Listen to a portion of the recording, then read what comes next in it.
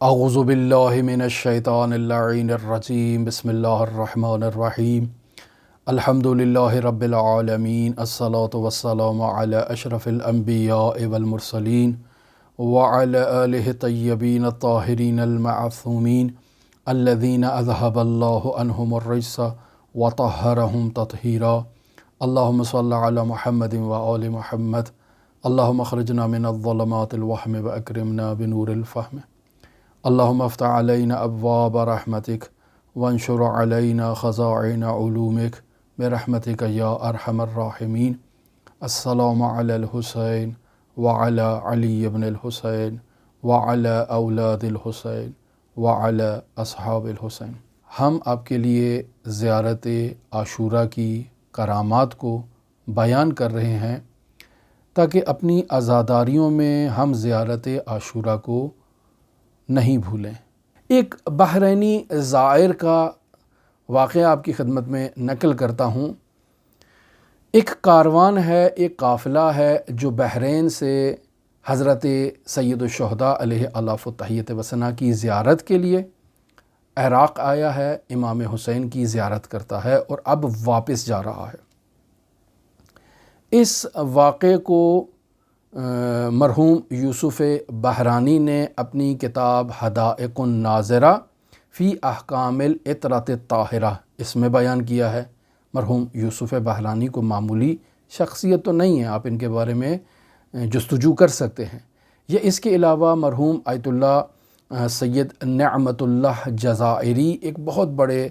ہمارے عالم گزرے ہیں، شیعہ عالم، یہ بھی کوئی معمولی شخصیت نہیں ہے۔ پس ان دو علماء نے اس واقعے کو نقل کیا ہے اور اس واقعے کی وثاقت کے لیے یہی دو علماء کا بیان ہمارے لیے کفایت کرتا ہے۔ یہ دونوں بزرگوار شخصیات نقل کرتے ہیں کہ بحرین کے زائرین کا یہ کاروان حضرت سید الشہداء کی زیارت سے فراغت حاصل کرنے کے بعد اور زیارت کرنے کے بعد بحرین واپس جا رہا ہے، اور ان کا قیام حلہ میں ہوتا ہے کہ جو حلہ ظاہراً کربلا سے 7 فرسخ کے فاصلے پر موجود ہے، دقیقاً مجھے معلوم نہیں، اس کو سرچ کیا جا سکتا ہے۔ ان کا پڑاؤ حلہ میں ہوتا ہے۔ اس کاروان میں ایک نہایتی پختہ عقیدہ رکھنے والا نہایتی سادہ لوح انسان بھی موجود تھا۔ سادہ اور پختہ عقیدہ۔ یہ شخص اپنے کاروان سے جدا ہوتا ہے کسی کام کے لیے اور کہیں باہر جاتا ہے تو کاروان میں موجود باقی افراد جو اس کو سادہ لوح سمجھتے تھے، وہ اس کا مذاق اڑانے کے لیے، اس کا تمسخر کرنے کے لیے، اس سے مذاق کرنے کے لیے وہ ایک پلان بناتے ہیں، اور وہ یہ کہتے ہیں کہ یہ شخص ابھی گیا ہوا ہے، جیسے ہی یہ واپس آئے گا ہم اسے کہیں گے کہ ہم نے حضرت سید الشہداء کی زیارت کی ہے۔ ایک دوسرے سے سوال کریں گے اور پھر ایک دوسرے سے یہ سوال کریں گے کہ کیا آپ کو حضرت امام حسین علیہ السلام نے جہنم کی آگ سے نجات کا امان نامہ دیا ہے؟ یہ سوال کریں گے ایک دوسرے سے، اور پھر خود انہوں نے ہاتھوں سے ایک امان نامہ لکھ لیا کہ جب میں آپ سے سوال کروں گا تو آپ وہ امان نامہ دکھانا کہ ہاں مجھے امام حسین نے یہ سرٹیفکیٹ دیا ہے کہ آپ کو جہنم کی آگ کبھی نقصان نہیں پہنچا سکتی اور آپ جہنم میں نہیں جاؤ گے، جنتی ہو۔ لہٰذا ان تمام افراد نے اس امان نامے کو تحریر کیا جدا جدا طور پر، اور یہ شخص جو باہر تھا جیسے ہی یہ شخص آیا تو یہ اس کی طرف متوجہ نہیں، ابھی آپس میں ایک دوسرے سے گفتگو کر رہے ہیں اور سوال و جواب کر رہے ہیں تاکہ وہ شک میں بھی نہ مبتلا ہو۔ اچھا بھئی، ہم زیارت کر کے آئے، آپ بھی زیارت کر کے آئے ہو، کیا آپ کو امام حسین نے وہ امان نامہ دیا ہے؟ ہاں دیا ہے، یہ دیکھو یہ میرے پاس وہ سرٹیفکیٹ موجود ہے، حضرت سید الشہداء نے کہا ہے کہ آپ جہنم میں نہیں جاؤ گے، میں آپ کو امان دے رہا ہوں۔ دوسرے سے پوچھا، اس نے بھی دکھایا، تیسرے سے پوچھا، اس نے بھی دکھایا۔ جب سب سے پوچھ لیا تو اب اس کی باری آئی اور اس سے پوچھا کہ بتاؤ آپ کو بھی حضرت سید الشہداء نے ایسا کوئی امان نامہ یا ایسا کوئی سرٹیفکیٹ دیا ہے؟ تو اب یہ شخص نہایت تعجب میں کہ یہ کیا ماجرا ہے، ان سب کاروان والوں کے پاس تو امان نامہ موجود ہے، میرے پاس کیوں نہیں ہے؟ تو اب وہ اسے کہنے لگے کہ آپ کے پاس بھی ہوگا، یا تو آپ ہم سے جھوٹ بول رہے ہو اور ہمیں وہ امان نامہ نہیں دکھا رہے،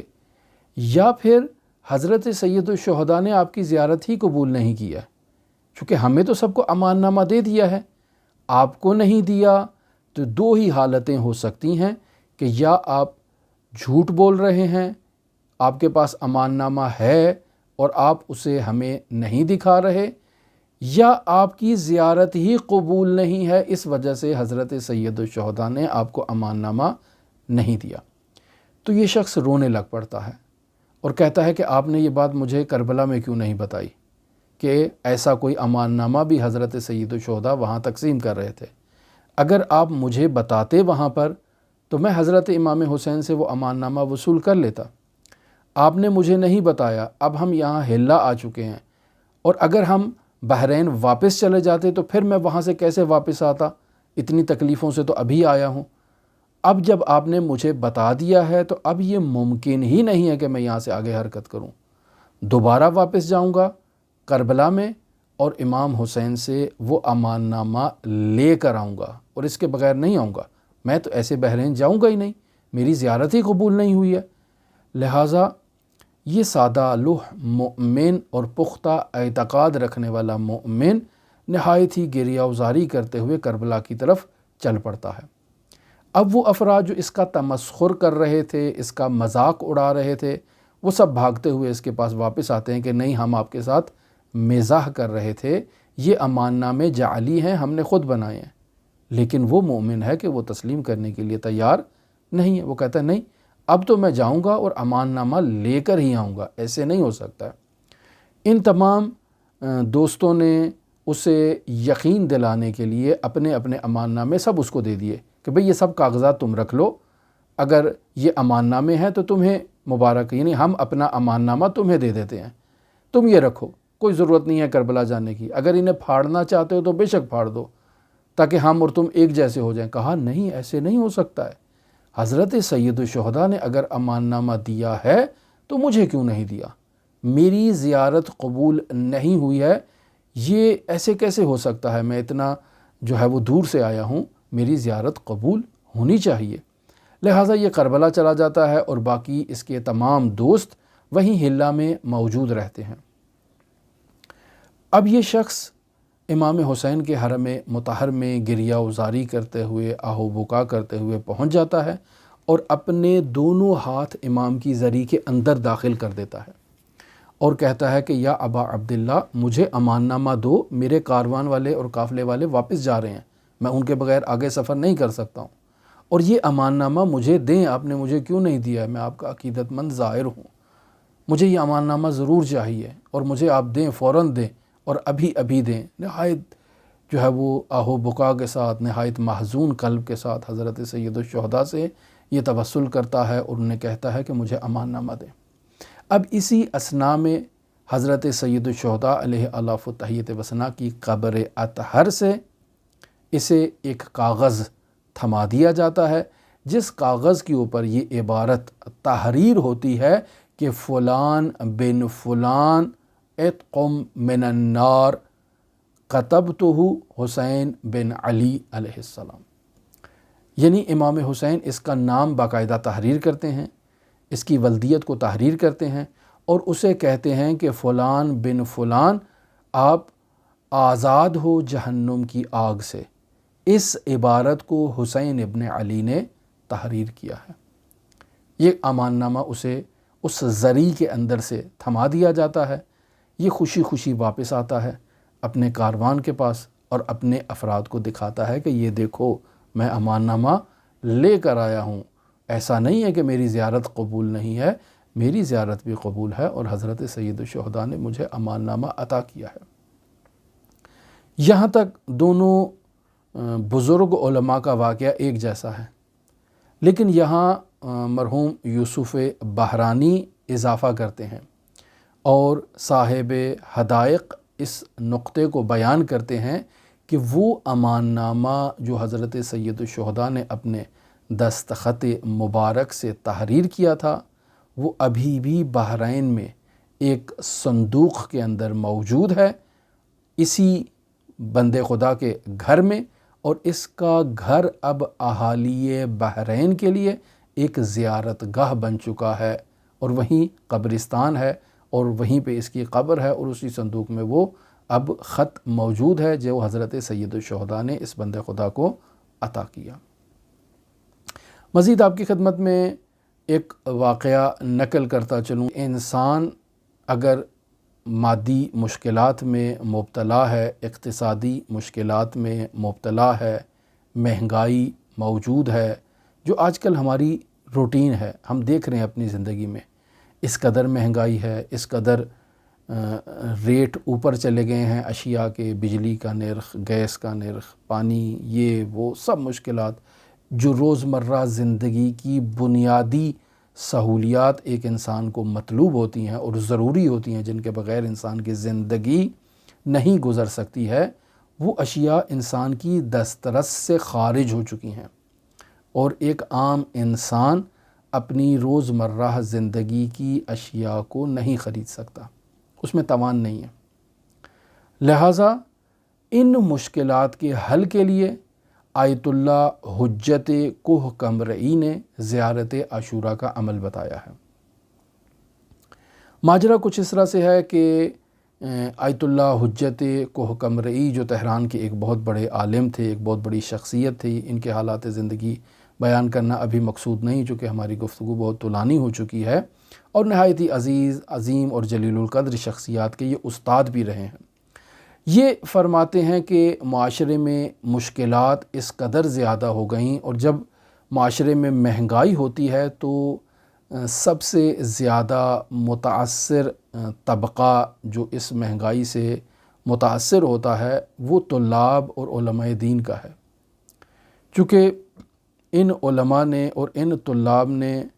ان وجوہات پر اپنی زندگی کو گزارنا ہوتا ہے جو حضرت امام زمان اجل اللہ تعالی فرجہ الشریف کے لیے لوگوں کی طرف سے آتی ہے، وجوہات شرعیہ میں، چاہے وہ خمس کی صورت میں ہو، چاہے وہ دوسری وجوہات کی صورت میں ہو، اور پھر وہی ان علماء میں تقسیم کی جاتی ہے، اور پھر علماء اس سے جو ہے وہ ان کا امرار معاش ہوتا ہے اور زندگی کا گزر بسر ہوتا ہے، چونکہ ان کا تمام وقت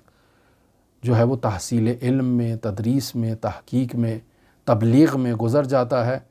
یہ ہمارے جس طرح معاشرے میں مجلسیں پڑھنا اور مجلسیں پڑھ کر اپنا گزارا کرنا جو آج کل ایک ہمارا سیزن چلا ہوا ہے، یہ علماء کا ایسے گزارا نہیں ہوتا، لیکن وہ طالب علم کہ جو خالصتاً دین کی خدمت کرتے ہیں، جو خالصتاً تحقیق کرتے ہیں، تدریس کرتے ہیں، ان کا تمام وقت تحقیق و تدریس و تعلیم میں گزر جاتا ہے، ان کی کتابیں بھی چھاپنے والا کوئی نہیں ہوتا ہے، بانی خیر ہی نہیں ملتا کہ جو ان کی کتابیں پبلش کرے۔ ایسے بہت سارے علماء کو ہم جانتے ہیں کہ جن کی یہی مشکل ہے کہ گراں قدر نایاب کتابیں انہوں نے تحریر کر رکھی ہیں اور انہیں پبلش کرنے والا کوئی نہیں۔ ہمارے اپنے پاکستانی بہت سارے ایسے علماء حوزہائے علمیہ میں موجود ہیں کہ جن کے آثار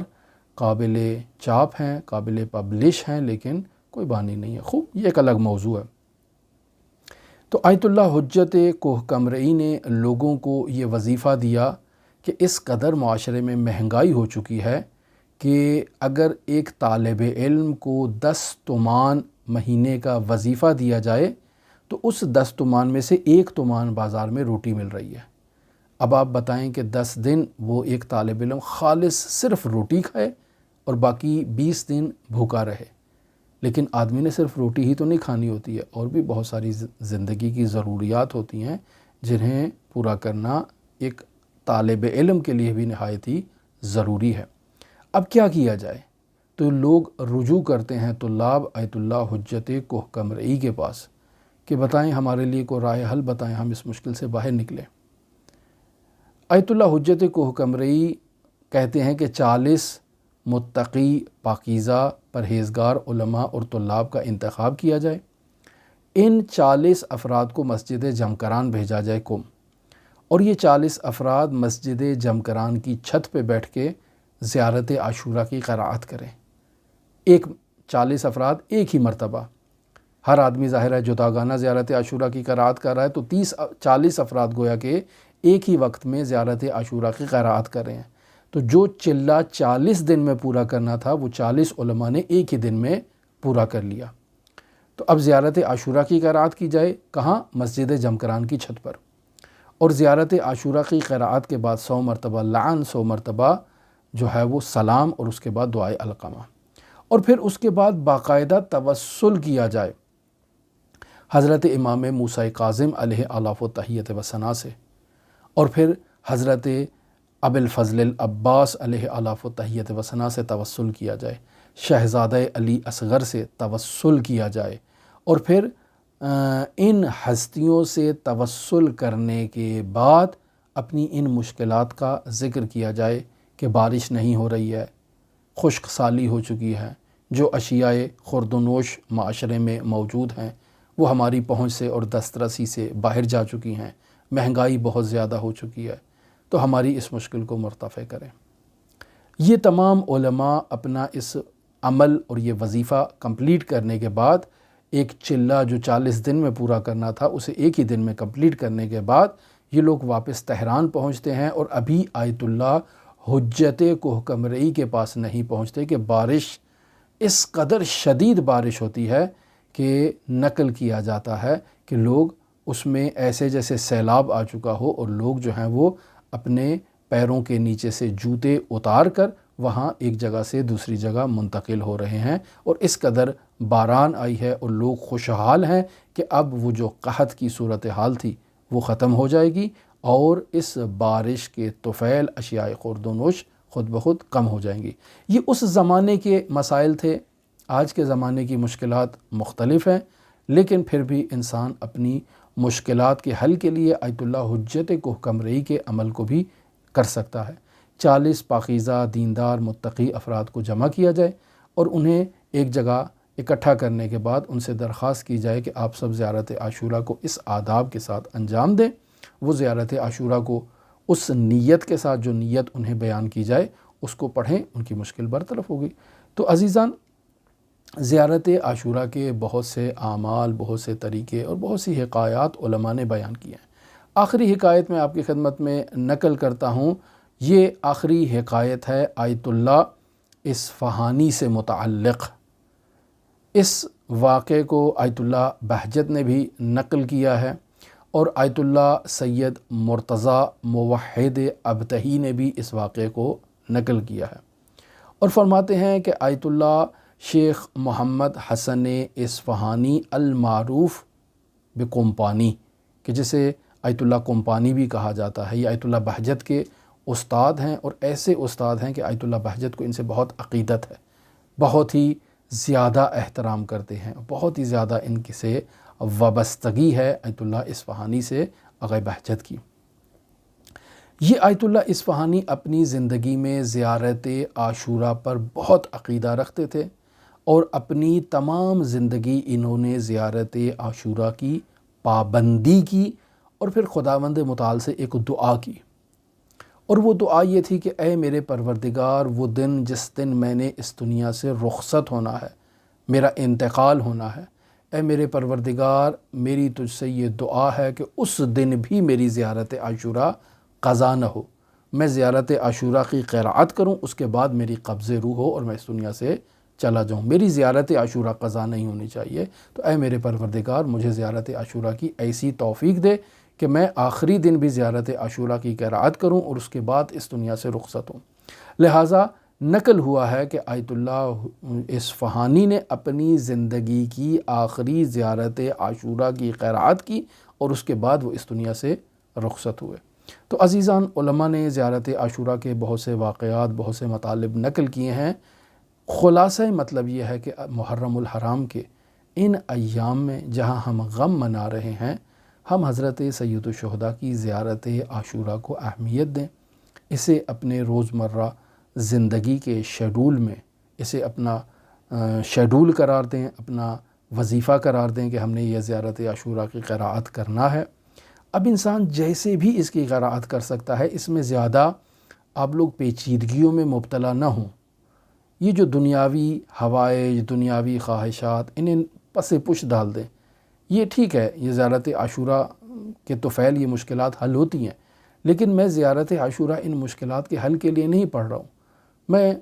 اس حدیث قدسی کی تلاوت کر رہا ہوں حضرات اہل بیت علیہم الصلاۃ والسلام سے توسل کے لیے، ان سے قربت کے لیے، ان کے حضور پیش ہونے کے لیے، اور اس زیارت میں موجود عالی مضامین کی معنویت سے استفادہ کرنے کے لیے، حضرت سید الشہداء کی مظلومیت میں ان کے غم میں شریک ہونے کے لیے، ان نیتوں سے آپ زیارت عاشوراء پڑھیں، 100 لعن کے ساتھ پڑھیں، بغیر 100 لعن کے پڑھیں، ایک مکان میں پڑھیں، یا آج ادھر پڑھ لی کل وہاں پڑھ لی، جہاں آپ کو فرصت ملی، ایک ٹائم پہ پڑھیں یا مختلف اوقات میں پڑھیں۔